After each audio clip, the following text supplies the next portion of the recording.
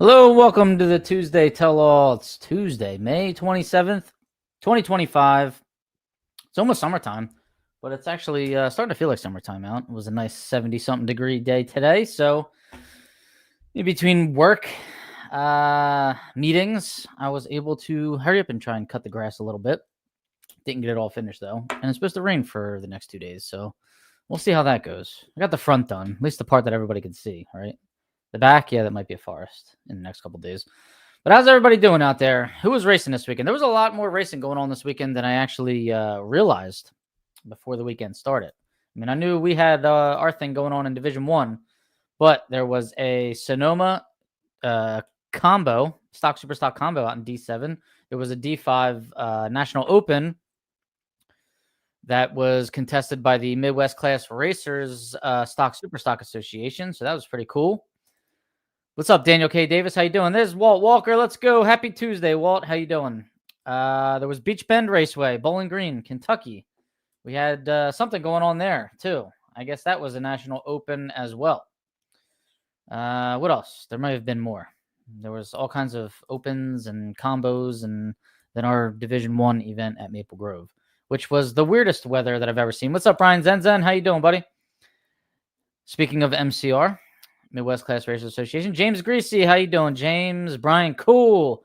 Get him next time. Oh, man. Yep. I got my clock cleaned by my buddy Ray Thurston this weekend. I let him win. You know, I felt bad for him. He's a good guy. I'm a good guy, you know. I do nice things for people. Hayden Brown, what's up? Hayden Brown. We got Ray Thurston on tonight, actually. He's going to talk to us a little bit here. He can help me explain to you what the Maple Grove experience was like this past weekend. It was crazy. Joe Collins, what's going on? Is that Stick Shift Nationals happening this year or what? Because we're like 2 weeks away. Bruce Fulper is saying hi to Walt Walker. What's up, Bruce? How you doing? Mitchell Gunner, good afternoon, Mitchell. Paul Gunther. We got Gunner and Gunther. How about that? What's up, Paul? How you doing, buddy? Paul working feverishly on that FGT Mustang of his. Michael Borst. I was up there for a minute Friday. Missed me. Yeah, man. What were we doing Friday? Sitting in rain? I forget. I was behind the burnout box getting ready to. I was like two pairs back and it started raining. I had to sit there for about an hour. Warren Monteith, what's up? How you doing, buddy? Good to see you. Good to see you. All right, we got a lot of results to cover tonight, and we want to talk to Ray. So let's get going here. What's going on? Let's hit the right buttons, Fazio. Driverinterviews.com. Subscribe to the YouTube channel if you could. Hit the like, hit the subscribe, hit the share. Share it with everybody you know. Okay, if you want some shirts, stickers. I don't really have any hats right now. I need to hit up Mark Kirby about getting hats. You want to sponsor or donate, which is very kind of you. You can do all that at driverinterviews.com. At driverinterviews on all the social medias and YouTube. Hashtag the car show if you're going to post a picture, right? Post a picture of your ride. OriginalLupeTortilla.com. Thank you for your support. Stan and Sheila Holt since 1983, the year I was born. Phenomenal food. Can't wait. Can't wait to get back to Texas and eat some more of it. Houston, Beaumont, College Station, and Katy. I know Fast Eddie said he might be heading to Texas soon, so he was going to try and get some, but he was going to be in Austin. But they still have it there, so enjoy, Fast Eddie, if you're here and you're going to get some of that. DragInsights.com. That's Alicia Anderson. There's my phone beeping. Oops. Research yourself. Research your opponents. See what they can do, right? See what their trends are. See what your trends are. See where you struggle. See where your strengths are, right? And they are a contingency sponsor, DragInsights.com. Be on the lookout for the event preview for the Epping National event this weekend coming up. So there has been a stock and super stock preview. If anybody would like to try their hand at writing the preview for one of the .90 classes or any other class that you wish to see on the event preview, send me a private message and I'll forward it to Alicia. So, yep, that'll be out on Thursday. Likely the day before the national event starts, you'll see a preview highlighting 3 drivers. Last year's winner, a solid performer, and a driver to watch. That's thanks to draginsights.com. Don Kennedy Race Car Insurance. Insure your race cars, ladies and gentlemen. 602-284-6240 or 1DonKennedy@gmail.com. He can get you set up with some car insurance, race car insurance, collector car insurance, trailer insurance, whatever you want to insure. Policy is written through Haggerty Insurance. Switch to the stick shift. Have more fun while you're racing. AdvancedClutches.com. That's Rob Youngblood. Getting closer and closer to getting back in my 289 Super Stocker and dumping the clutch on one of Rob Youngblood's 8-inch billet machined 6-finger setups, I should say. And I can't wait. Lightest thing I will have ever used up to this point. And I'm going to try my hand at counterweights. To be honest with you, I never used counterweights before. I used to just dead hook the car for about 15 years now, and we're going to try something different. So looking forward to it. AdvancedClutches.com. PontiacEngines.com is Bruce Fulper. He was just here. He just gave a shout out to Walt Walker. He's Mr. Pontiac, Mr. 428 Pontiac to be exact. Put a super stock cam in his show car. That was pretty cool. So you could hear a car driving out of the parking lot that sounded like a super stocker. It was phenomenal. It was probably the only one there that sounded like it. So keep up the good work, Bruce Fulper. I love it. RocketManCoatings.com. Big things on the horizon for Rocky. At RocketManCoatings.com. He coated a lot of the parts and pieces in my 289 and my 302 that's getting put back together as well. And he can do the same for you. Less friction equals more horsepower. RocketManCoatings.com. Need an accountant? Ray Minnick. I just saw him this weekend. He wasn't racing. He was actually smart. He came to watch and sit through rain and sunshine 20 minutes at a time. RP Minnick PC. So RPM at rpminnick.com. 267-247-7601. Let him help you out with the tax, I guess, write-offs, you'll say, or the tax strategies when it comes to racing and or your everyday business. And VPRacingFuels.com. Always a fuel contingency sponsor, but now an oil contingency sponsor as well. And I've been switching VP Fuels and very happy thus far. So VP Racing Fuels, keep up the good work. And they are handling all their contingency payments from last year that they were backed up on and earlier this year. So if you have not gotten paid, be sure to reach out to them. They should square it up for you. All right. So we're going to do something different today. Instead of me covering all the results by myself and then bringing a guest on, I'm just going to bring the guest on and we will talk and cover results at the same time. Let's try it, right? So we got Ray Thurston, the fourth, all right? The fourth. And he's here joining us right now. Let's see if we can bring him in. Ray, you there? Yeah, it's working. It's working on the first try. What's up, Ray? How you doing? I'm good. I'm good. I'm busy. Yeah, man. There's a bear in the neighbor's yard. So that was kind of crazy. I had to get my lawn cut, so I've been out there dodging the bear. I think the lawnmower chased him off. At least the dog did. The dog started barking. And the dog chased the bear off? Well, he started barking and it spooked it. Nice. It's been pretty wild around here. Where the heck do you live? Well, it's central Pennsylvania. Okay. Northumberland, but we're not far from town, but yeah, we're out there enough to where it's got some wildlife. Yeah. There's a possum out here last weekend. There was something under my trailer on Monday, actually yesterday. I don't know what it was. I told my girlfriend, I said, it looks like an armadillo. I don't know if it was another possum or if it was like a small woodchuck, because we got a big woodchuck in the back. So it's like Wild Kingdom around here. Oh my God. Oh, wow. So what's going on? How's everybody doing? Where's Walt at? Was Walt the first one in here? Walt was not the first one. He was the second one. Oh, he wasn't. Here. Oh my God. And you didn't get your shot this weekend to chime in. What's up, Kaylin Rose Gunther? How you doing? See them beautiful pictures Kaylin posted from this weekend? She's been killing it for sure. Be sure to find her on Instagram. Kaylin, post your handle. I believe it's KRX Photography, something of the sort. I don't have it right in front of me. Dennis Chapman, what's going on, Dennis? I saw Dennis Chapman, the son, this weekend and talked to him for a little bit. So he was racing, and I know he was at least in round 2 last I checked. I don't know what happened after that. Kiana, hi, babe. Hi, racing family. Kiana was with me this weekend. Kiki. South Mountain Raceway, Mountain Mike and South Mountain. What's going on, Mountain Mike? How you doing, buddy? I see him at the Nationals every now and then. Yep. Good evening. Appreciate weekend of racing 100%. Thank you, Ralph. All right, so I just want to make sure you guys all know that I did post a video. I didn't get to really talk to any racers in the lanes. I got all my stuff, threw my bag on with my cameras, wanted to head up to the lanes to get super stock. and 2 times they got sent back to their pit because of rain. At least 2 times. So every time I tried, I couldn't get it. We just have to settle for. I got some mid-track and like 1,000-foot action. Ray, you're in there. Hope you got to watch yourself today. I saw that. Yeah, like I made the cut. You made the cut against Horensky. So you beat. You were taking out Mustangs, classic Mustangs this weekend, right? Yeah, somebody's got to do it. Gosh, darn it! I got one Camaro, and then the other Camaro got me. I didn't have enough brake pedal for him. No, man. Well, let's see. The comments are flying in, but we got to cover some more stuff. We want to give a couple birthday shout-outs, Ray, real quick. So these are the Drag Insights birthdays. May 21st, we had Dennis Breeden and Tim Seymour. So if you're a Drag Insights member, free member or paid member, it doesn't matter. If you provided your birthday, you're on the calendar here. So Dennis Breeden, Tim Seymour, happy birthday, May 21st. Robert Harrison, May 24th. Jerry Noonan and Matt Diamond and Nolan Greer and Randy Johnson. All today, May 27th. How about that?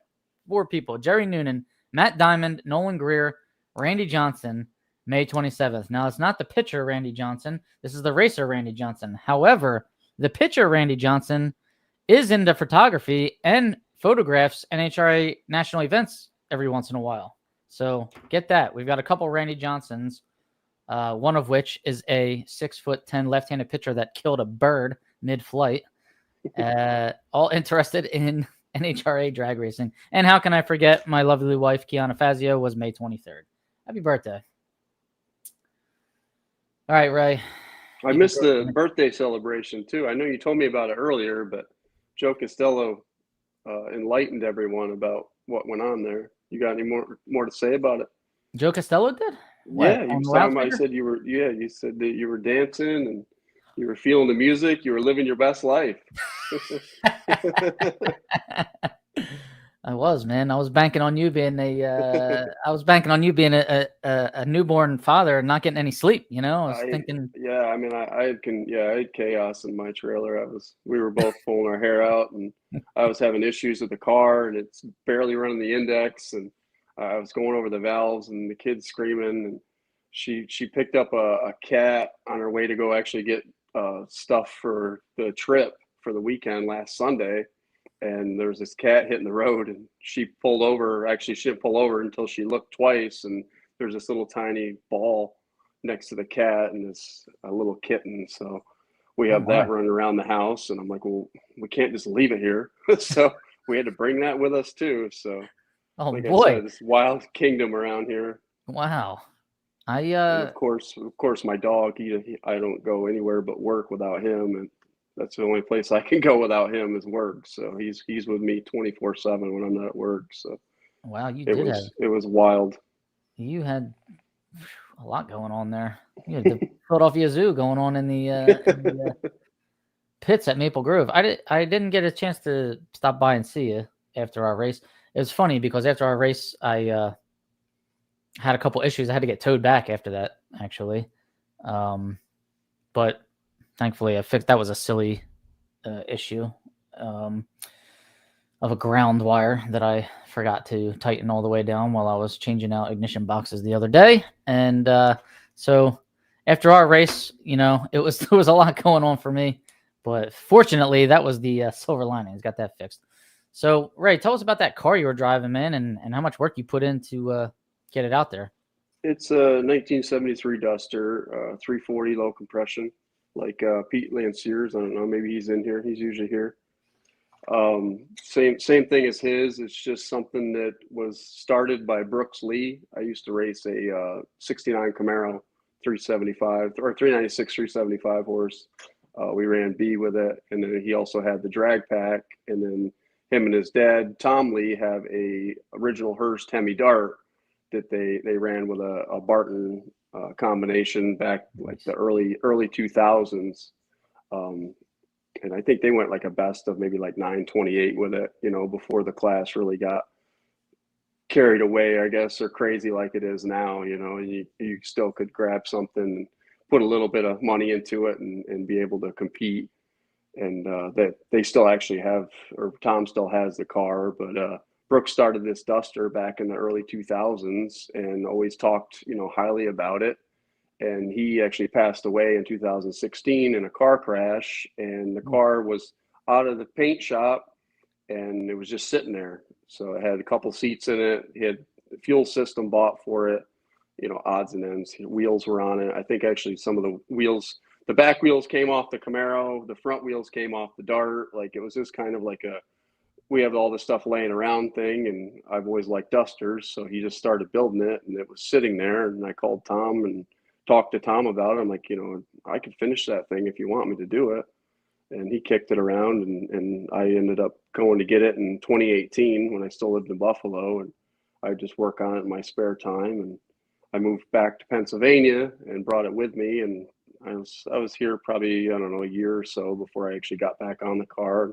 I was able to put it together for him and get it out last year at the Dutch. And it's not fast by any means, but I was just tickled pink that it would run the index. It's old stuff. It has adjustable rocker arms on it only because 273s came with adjustable rocker arms, like the Hypo 273s. If not, it would still have stock rockers on it because, as you know, the aluminum, adjustable rocker deal, that's something that just came into play. And they still have the Camaro that I used to drive. Actually, the son, Brooks' son, Andy, has it.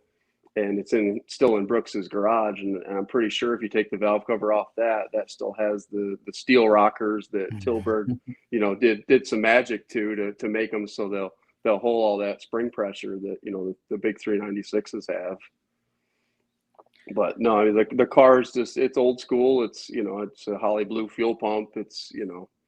It's nothing fancy, but it works. And like I said, I was just tickled that it went as fast as it did, and so was Tom when I called back. And I'm like, this thing went 1175. He's like, you're kidding me, And then we ended up getting it into the 1150s, and then I had a fuel issue, and I ended up holding too much and giving it back.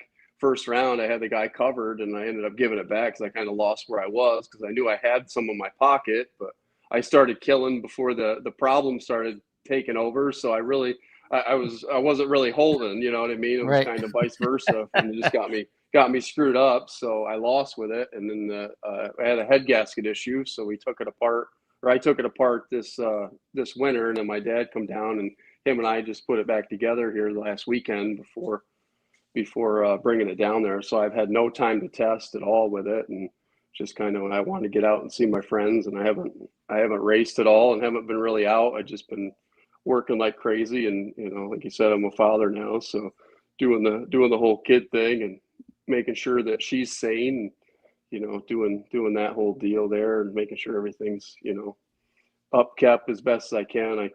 I can't feed the kid per se, if you know what I mean. Right. So I'm kind of emotional support damage, damage control, if you will. Yep. So just kind of keep her, in line. And she wanted, I brought it up to her, and she kind of wanted to get out too. So she says, hey, let's try it. So that's what we did. And we showed up there, and I made the first run with it, and it got out to about 1,000 foot, and it just basically fell right on its face. And I'm just like, I don't know what's going on with it. So like I said, I was in the trailer, I'm pulling valve covers, I swapped plugs around, I don't know a whole lot about the thermal quads, and it ran. So I didn't want to mess with the carburetor or do too much at once.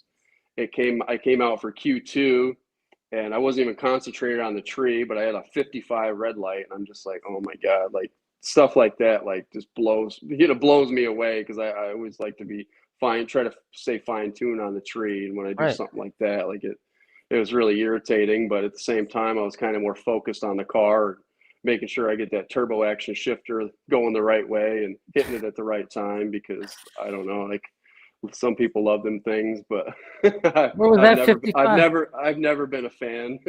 I love the clean neutral at the back. I think this is the best setup possible for the turbo action stuff, but I mean, what a goofy shifter. You never know which way to hold it, or you kind of got to slap it. But sometimes it doesn't move over for you. But the clean neutral setup is almost dummy proof. You got to be careful with it. You can't shift it like you're shifting your 4-speed. You know what I mean? You kind of just got to give it the old 2-finger slap and get off it. Or you'll go all the way to neutral, or what have you.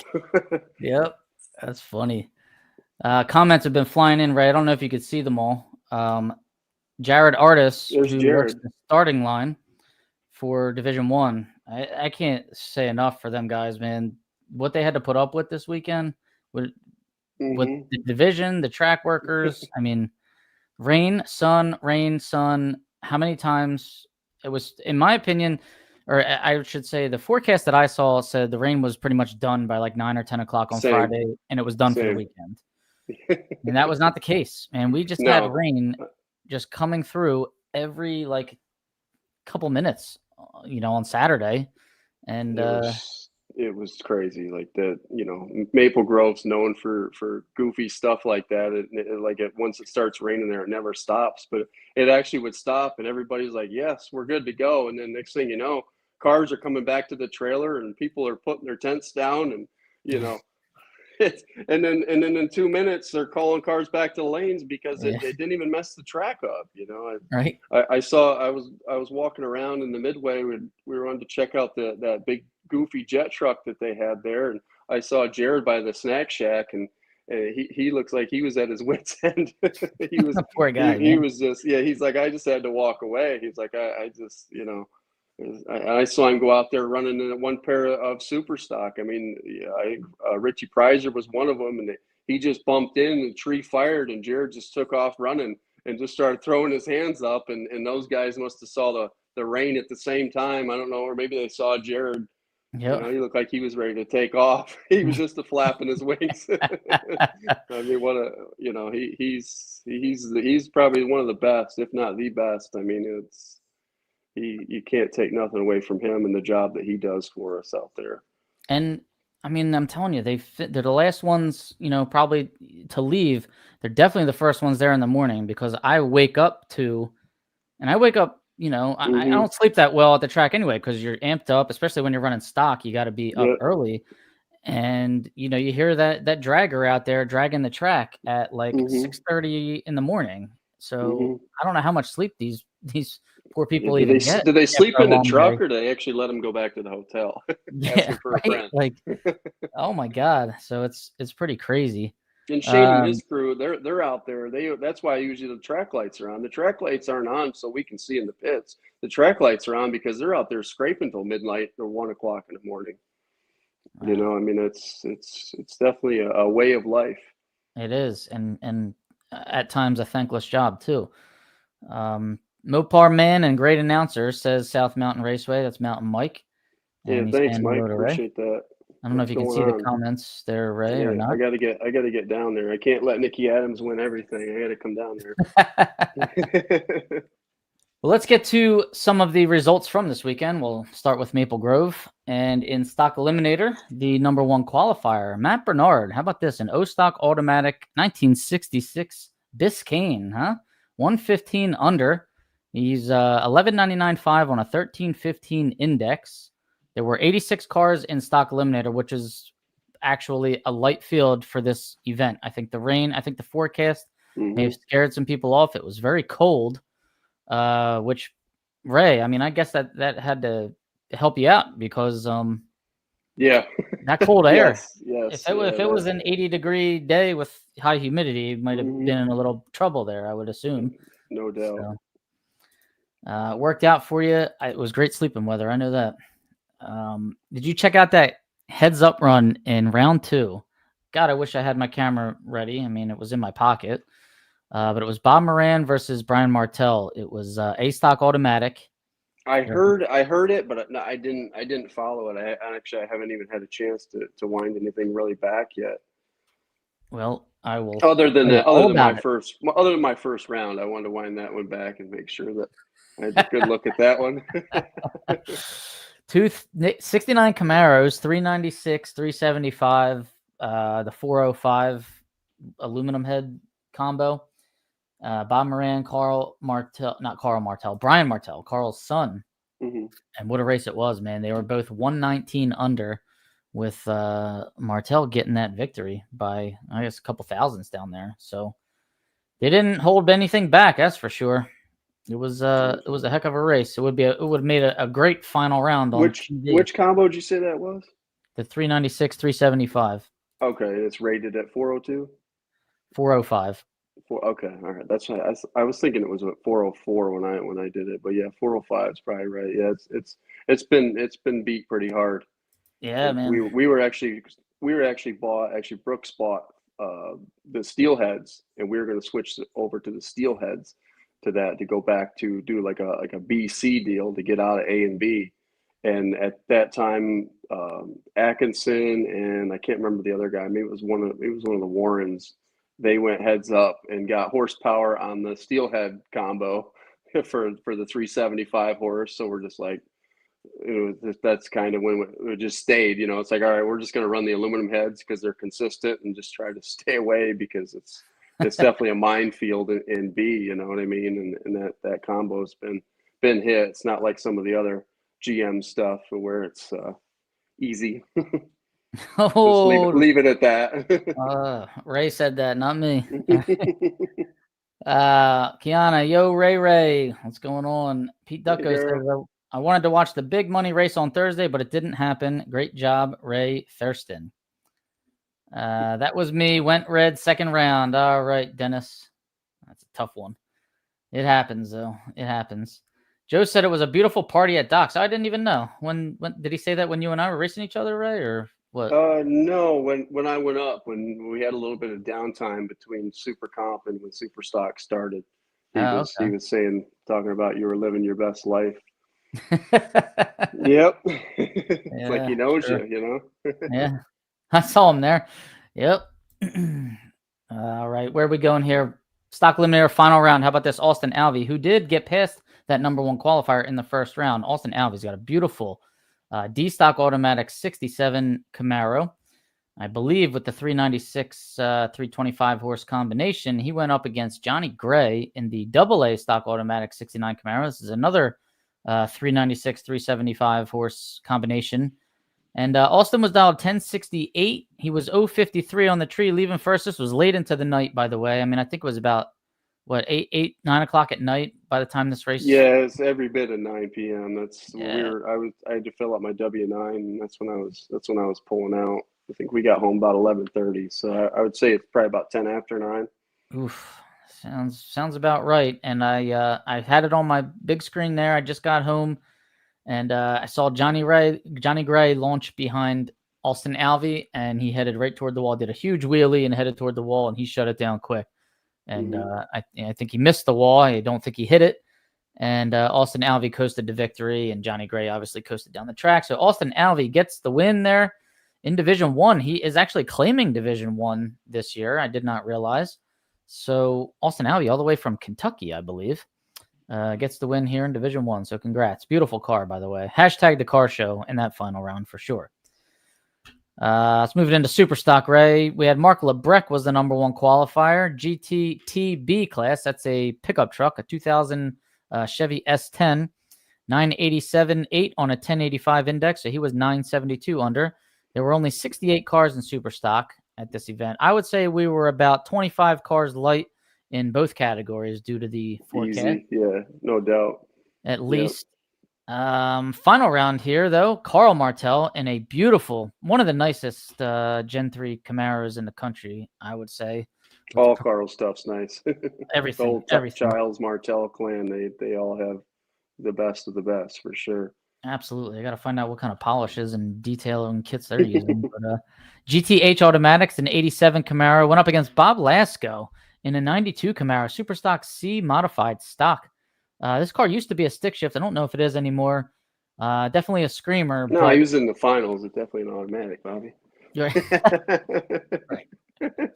Right, Ray. Well, I remember it was a stick shift at one time. Unfortunately, I don't know if it was clutch pedal or trans brake button, but he was 353 on the tree, and that is not going to do it against Carl Martel. Carl was 97 on the tree. Dialed a 965 and went 971, getting the win. I believe that is his first divisional event win. Yeah, they ran that. They ran that when we were going down the road. I actually lost it. I lost it on the radio, and I had to wind it back to listen to it on the NHRA.TV. But yeah, I don't know what happened there. Both guys, and that's not like Carl at all. Carl's very, very good on the tree, and a very, very talented racer, and it was good to see. It was good to see Bob Lasco get that far too. I Yeah. think that I'm not sure what his win-loss is, but I've never seen him in the final, so it's good to see him get to that point. I'm not sure. Maybe they didn't have the lights on the tree or something. I don't know. I don't know because his lights were. He was in the Maybe, 30s and 40s leading up to that, and a 50. right. So No, it's good, Martel though, good for yeah, both of them. right. He's a 001, 30, 25. I believe he was 001 last time I raced him last year. So yeah, he's a killer. Hey, Steven Johnson's chiming in late. What's up, man? How you doing? Joe said it was a beautiful party at Doc's. Sure was, man. Everybody was there. I mean, it's just I saw Josh Eastburn in the lanes on Friday, and I mentioned to him that we were going there. He was like, "Well, I was there last night. I was there the night before. I might go again a third night in a row." Like that's how cool the place is, and it's out in the middle of cow country. Like you just wouldn't expect a place like that to be out there. Whereabouts is that place? I haven't been there yet. I've heard a lot about it. 4 miles out the track. Yep, just go. You go out the track. You make a left, and you take that for a few miles. A couple windy roads. You better have your high beams on. That's where the best places are, though. And parking lot's full, man. And they had a couple guys in there. I thought they were valets, and they said, "No, we just tell you where we think there's a spot. You take it. If there's no spot, you park down the road, and we pick you up in this party van that they had." So wow, really? Yeah, that's cool. That's a good place, then. Yep. Great to see I saw Jared Artist there as well, and NHRA crew. Okay. Great to see you too, Jared. Sean Conway, love the license plate light. Great idea. Is that you, Ray? I do have one on my license plate. Yeah, I learned that in bracket racing years ago. When I was a little kid, we were at New York International. It's called Empire now, and Dad turned his taillight on at the 1,000-foot, won the race. It was like 4th round. It was like 2:00 in the morning. They called him to the tower and actually threw him out because he didn't have it on the whole way down. So now, whenever I build a car, I put a LED light. When the switch is on, the tail light's on. Nice. And, you can't. My bracket car is old school. Actually, it's the one up here behind me. I wired a separate. I took like an old bulb out of one of the vans we had and just wired it up. And like when the fuel pump's on with that, it doesn't have a switch. So when the fuel pump's on, the one tail light's on. But according to Jerry Emmons, that's a no-no. So I'm going to get that changed as soon as possible, Jerry, if you're out there listening. So, and just do the one tail light now with the license plate, and that way you don't have to drill no holes or anything. Just kind of stick it on actually that one's just a stick on with double-sided tape. Amazon's got all kinds of cool stuff like that. I'm telling you, we don't know how long it'll all last, but they have it. No, it was a 2-pack. So when that one quits, I got one more shot. Right. I have to spend more money. Well, there's Kaylin Rose's web address right there, and her KRG photography and KRG .xx there on Instagram. So Kaylin Rose taking some beautiful photos from the track. Thanks, Kaylin. Walt Walker said, "When I told Bobby to get the great announcer who did Maple Grove on, I didn't mean Ray." Let's talk about that text message at 1 a.m. Walt. Is that when you sent it? What was he doing? Telling you all my secrets? No, I think there was something up. There was something up with my phone. What are you doing? There was something up with my phone because at 1:07 a.m. and I think I just got to bed too. At 1:07 a.m. I got like 15 messages in a row, and it was I don't know anything that wasn't an iMessage came through at that time. So I don't know if it was something to do with the service, changing service going to the track, because I know we used to struggle big time out there with service, and now it's been actually been really good. You were all of 15 minutes into a good sleep finally, and, right. And Walt woke you up with a text message. Way to go, Walt. Right, I didn't reply back then. I did wait till I woke up. I know he's an hour behind me, and he's a working man, so I don't want to bother him. Right. I know. I feel like if I ever do call him, he's working. I hate to be that guy, you know.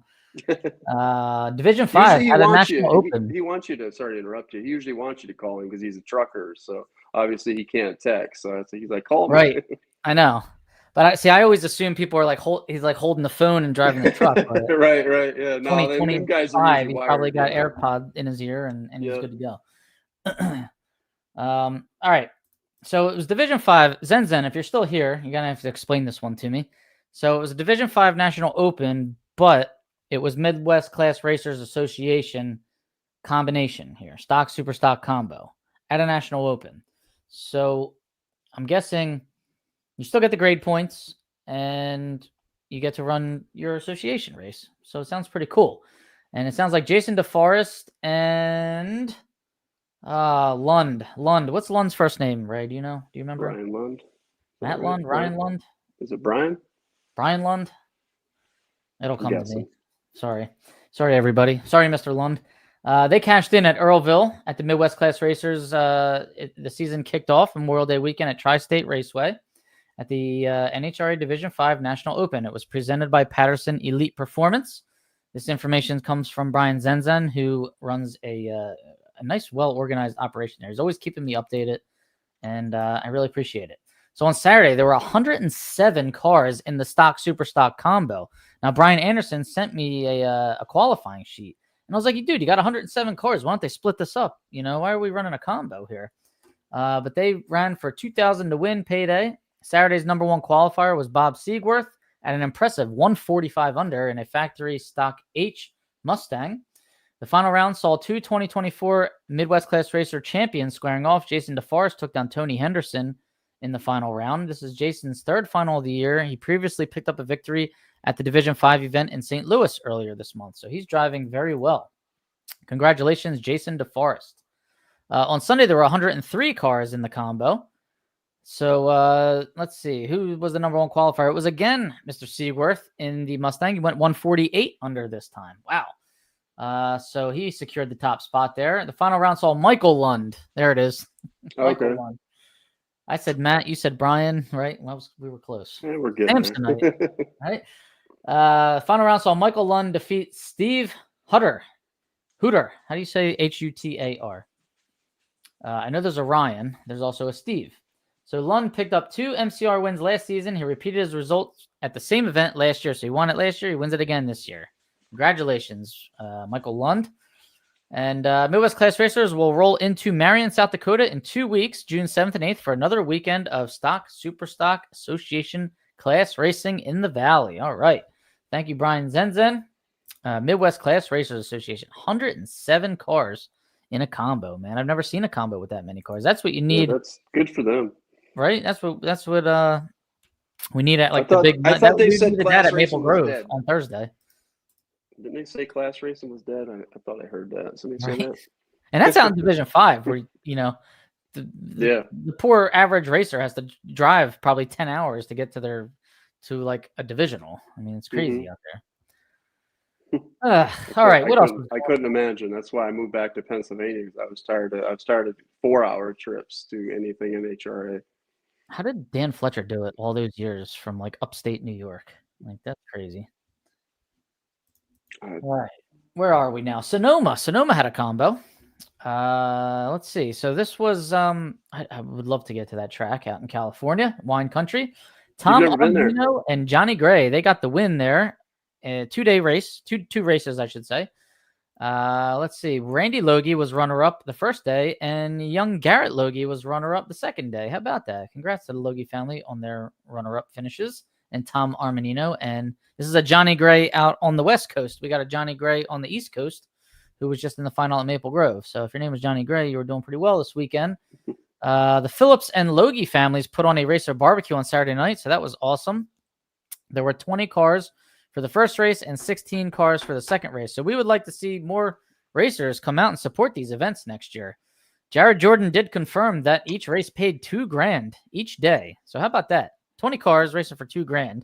And he also says he can't remember a time when he ever got paid $60 for losing first round. So he made $60 for losing first round. So that's pretty cool too.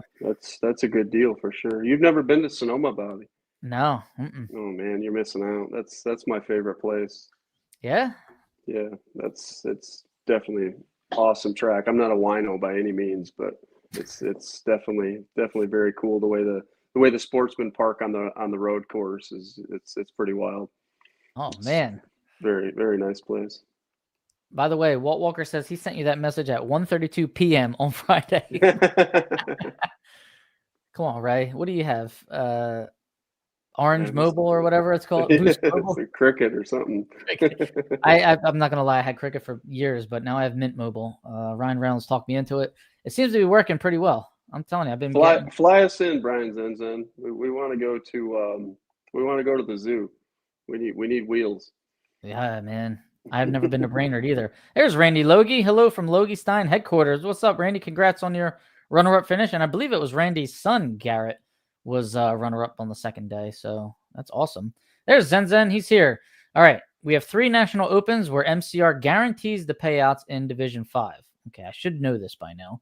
But that's pretty cool. Okay, so as a sponsor, like you're allowed to come in and guarantee a payout. Like we could get a sponsor for the Dutch Classic to come in and boost that payout, which is pretty cool. Which I think the payout should be prorated in Division 1 anyway. When you have, 140 stockers show up, I think we should get more than $2,000.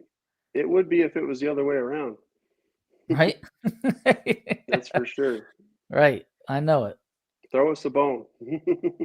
Unless it's new media, they don't mess with that. They're pretty solid. Right. Up there. Mm-hmm. Mike Lund, thank you guys. Michael Lund, thank you, Walt Walker. Greetings from Petco Park. I was going to say if Pete Lanciers isn't chiming in, that means he's at a Padres game. There were about 8 Lunds that race.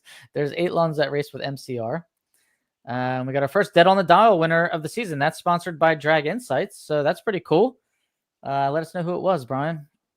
And Mike Sheehan, what's going on, Mike? How you doing? Thanks for tuning in. All right, where else were we? BeechBend, that's Bowling Green. Let's see. So PJ Fouts, how about that? I like his car. Yeah, our boy James Fouts for the win. Right? Did you see his video yet? He posted a video of his whole weekend. He swapped over transmissions. He had a power glide in it, and he wanted to switch to the 3-speed, and he put the 3-speed in, and I don't know if they didn't have something quite hooked up right, and he burned it up or what happened, but it shows it in the video where it's not shifting right, and it's kind of lagging between gears, and so they pulled it out at the track and put the power glide back in it, and he took that thing all the way to the money round and cashed in high 11-second super stocker. How about it? Super stock and automatic, I believe. A 65, 66 Chevelle or something like that. Yeah. He beat Nick Morris in the final round, which is no easy task, and it paid $5,000 to win. So, how about it, man? I didn't watch his documentation video this weekend, but I've watched them before. They're pretty cool, and I believe he does a podcast with Tyler Bohannon. Mm-hmm. Yeah, I just got off of that. I was listening to that while I was scarfing down some chicken wings. All right. Well, I'm glad that you tuned into my podcast. Yeah, they do a great job. It's okay that yours is late now because I catch that one to keep me up, so I'm not falling asleep. Good. Oh my! All right. I don't have to go in until 6 tomorrow, so I can stay up a little bit later tonight. Oh man, how about that? PJ Fouts, PJ North gets that win, and then we had Cody Herron in Factory Stock B got the win in Stock Eliminator over Ricky Pennington in the Factory Stock H Cobra Jet Mustang. Cody dialed 905. He's 035 on the tree and runs a 907 at 135 miles an hour.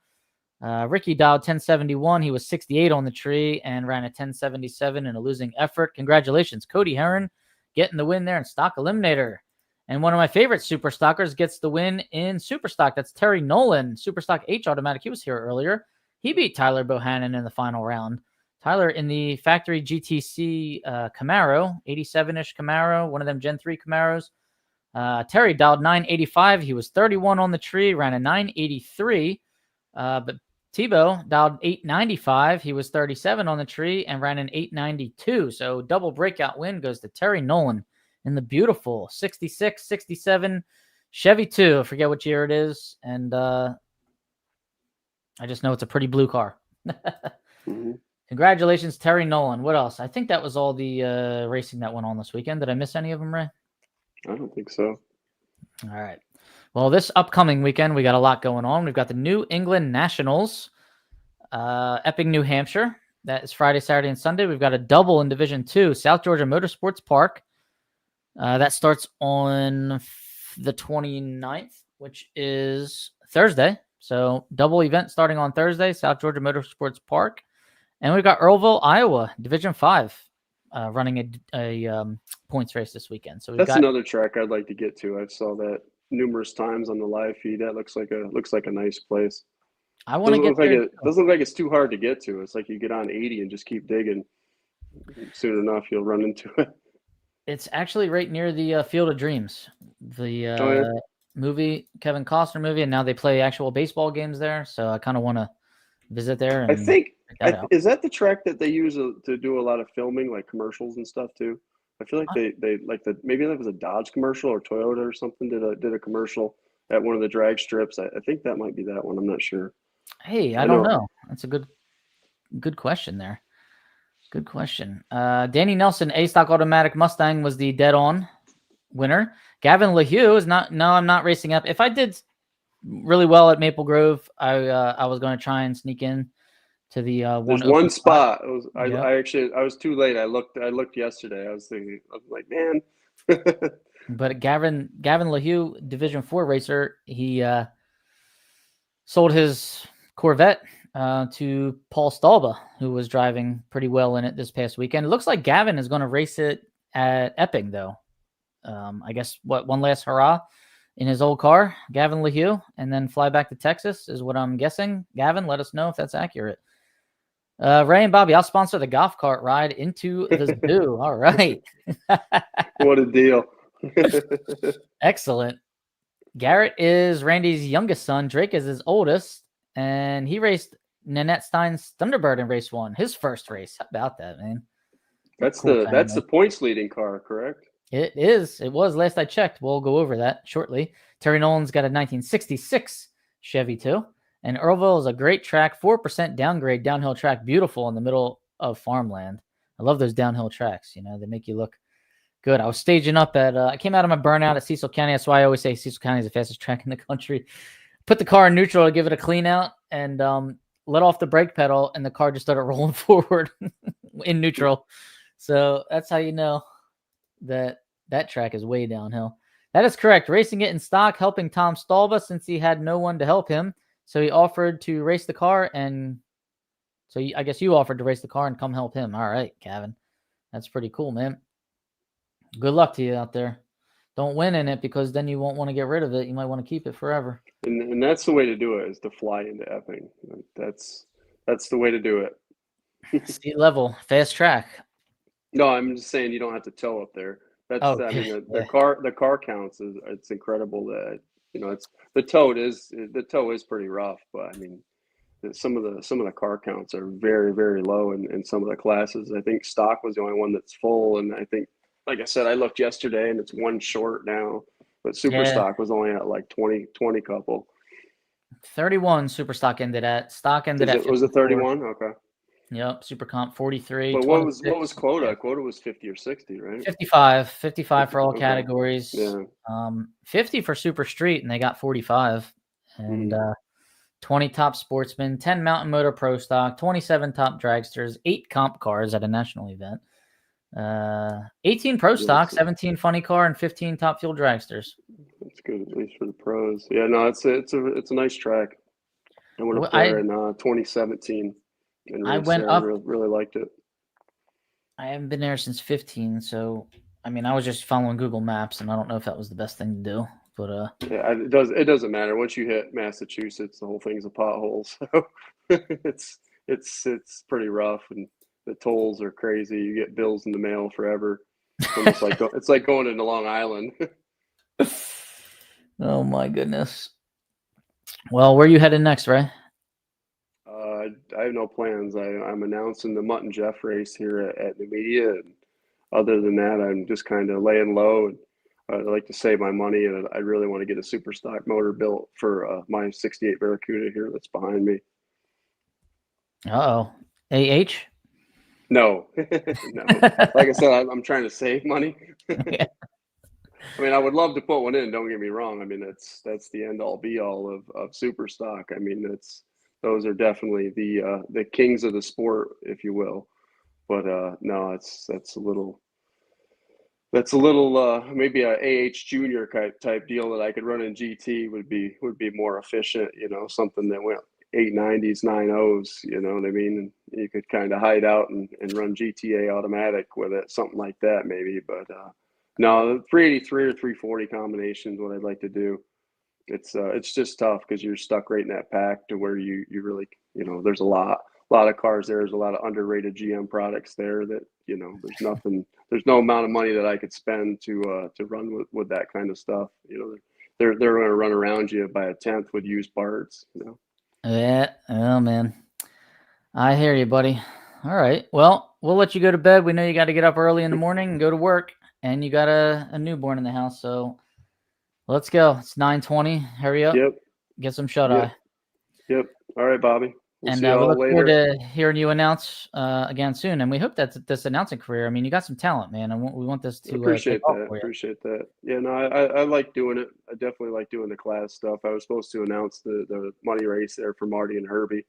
So I think Santangelo had a little bit of a play in that as well. So they were definitely planning that. They had a whole bunch of sponsors on board. I mean, it's a shame those guys couldn't get it to take off, but Yeah. at least it's one of those deals where it rained and it rained completely out. Nobody had any money invested to where they could just make a clean, you know, let's do it another time thing rather than starting it and, you know, taking everybody's money and then trying to split it up or, you know, try to finish it elsewhere or what have you. You know what I mean? So I guess there's a bright light to some of it, you know, but I Yeah. think them guys are going to do it again. They definitely got a lot of interest for it. A lot of people asking about it. And so I think it'll happen again. So just look down the road. Maybe Mr. Keister will get something in his budget, and I can do a couple of the Cecil County races, or even Mason Dixon there with his series that is coming up a little bit later on in the year. Let's hope, man. I hope so. That would be cool. We'll see what happens. All right. All right, buddy. Well, thanks for tuning in. Thanks for joining us, I should say. Sure. And Absolutely. you have a good night, man. Good luck in your future racing efforts here, buddy. Yep. We'll talk to you guys later. See you. Take it easy on me next time. Thanks a lot. If you go 55 red in the qualifier, go 55 red against me. All right. All right. You just got to hold it down a little bit longer, buddy. That's all. Yeah. All right. Have a good night. See you guys. That was Ray Thurston, man. He's a good guy. So I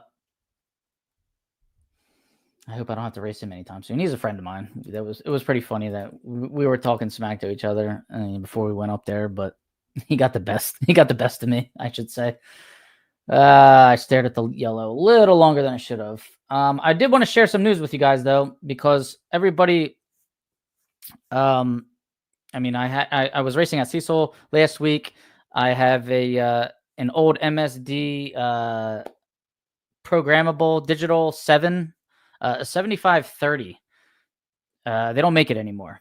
So I had to hurry up and get creative, borrowed a box from Doug Hoven, got a spare box, out of my garage at home, blah, blah, blah. But I found somebody online that fixes these old boxes, along with fixing MSD grids, along with fixing any ignition box that you might have, all the old MSDs, new MSDs, whatever you got, because I know there's not too many people out there fixing them. There was a guy fixing them. But I don't know if he's still doing it or not. So I want to share this with everybody that might need to get something fixed. He's in Maryland. His name is Scott Cooper, Elkton, Maryland. MSD grid and box repair. It's Cooper's Electronics Repair. Really nice guy, and explained the whole. I learned a lot about MSD ignition boxes after talking to him on the phone for about 45 minutes the other day. And it was funny because I was in the motorhome.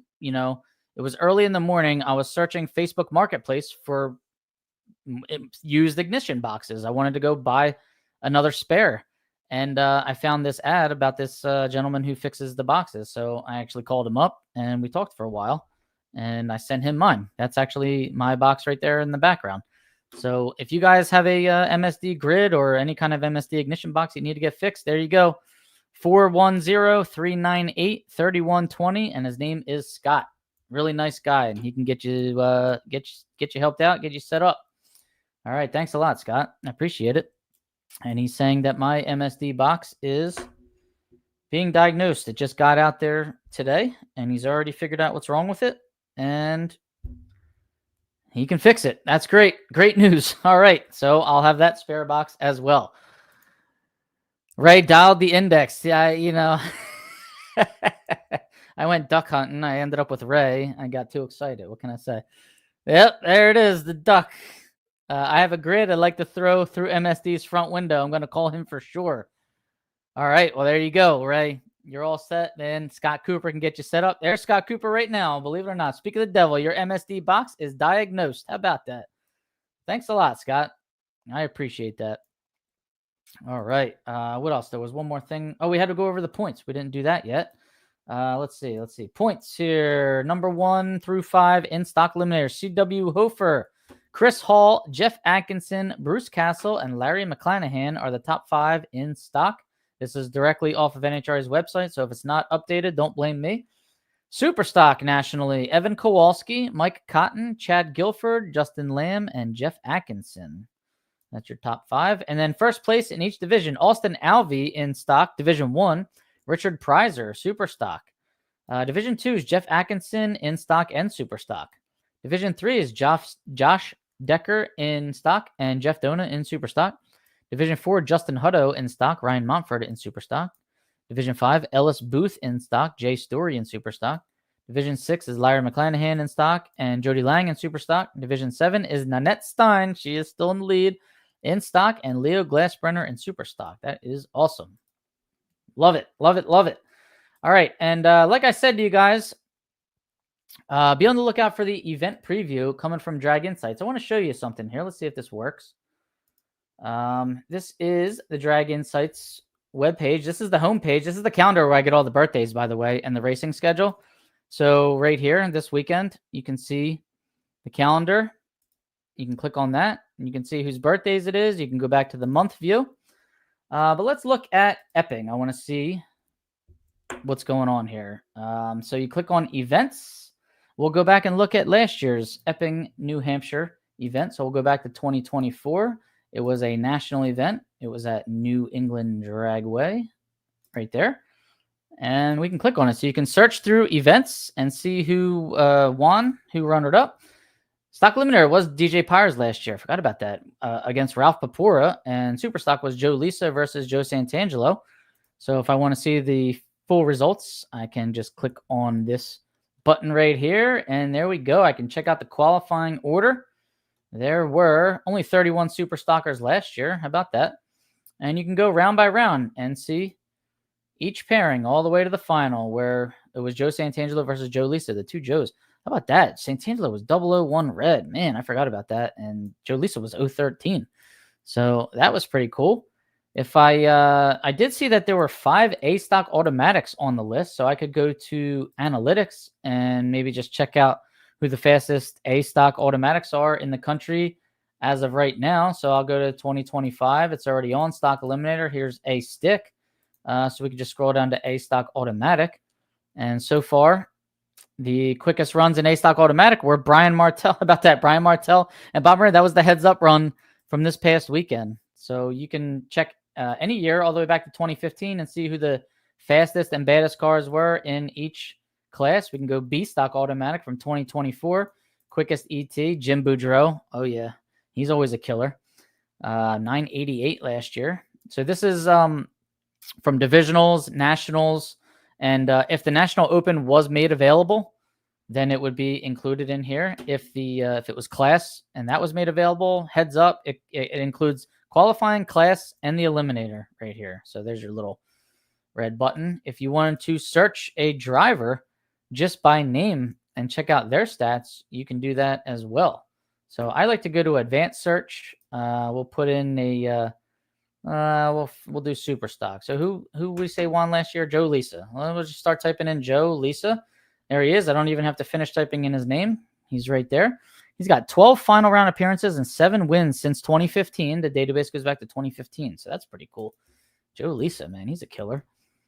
And then we can see how Joe Lisa's doing. So this would be factored into the driver previews coming up they'll come out on Thursday. It will tell you the last event and class that the driver raced in, because as you can see, this driver races in multiple GT classes and races in stock eliminator every now and then. But I think his son races. You can also add your own picture here if you want. If Joe wants to add a picture, he can do that. In the pictures tab, we can check out some stats, GTI automatic, GTJ automatic. We'll do GTI automatic because that's the last class that he ran. 69% win percentage. Check out this average reaction time. Anything below 0.35 is a very good average reaction time. And the reason I say that is because the best you can get is 000. Red lights don't count in this average. So if you have an average in the 20s, that is astounding in stock and super stock.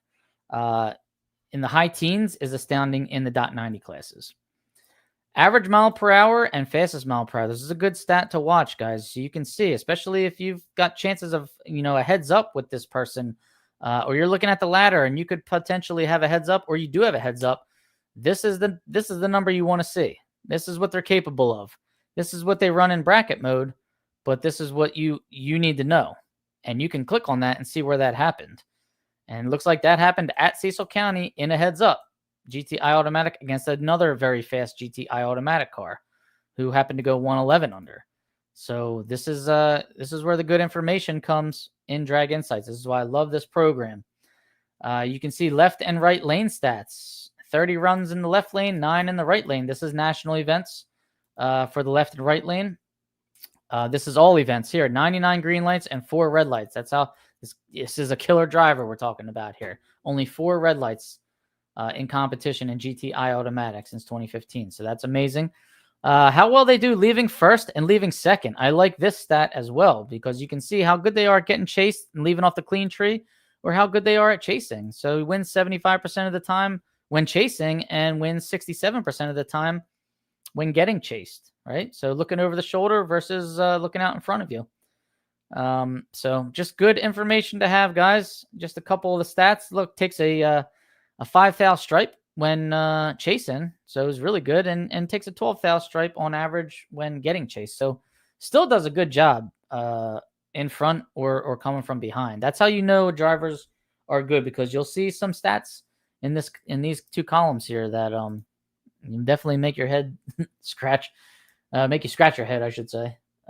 Finish line, crossing first versus crossing second, and how often they win while doing both. And percentage of breakouts when doing both. So you can see who dials more honest and who's holding by a percentage of breakouts. So these are all stats that you can see as a premium member in Drag Insights, guys. So that's I just wanted to show that to you. And draginsights.com, you can sign up for that. You get a free membership. You can see your stats. If you want to see other people's stats, you have to have the premium membership. So guys, I want you to check that out there. And thanks, Alicia Anderson, for creating that program. It's pretty cool. All right, guys, that's it for me. Thanks for tuning in. It was a long one tonight. We went over an hour tonight. I haven't done that in a while. But, hey, it's great to see everyone. We had a lot going on this past weekend. And great to have Ray Thurston come on and talk to us a little bit. And he did a great job last weekend. So, everybody, be sure to like, share, subscribe. And if you see any of the sponsors, be sure to tell them that I sent you. If you hit up Scott Cooper about the ignition stuff, tell him I sent you. I want to help him out. He was a nice guy on the phone, and sounds like a nice, honest gentleman there. And he's like the only game in town fixing grids right now. So tell him I sent you. Here's his info one more time: 410-398-3120. All right, guys, y'all have a good night, and I'll see you next week.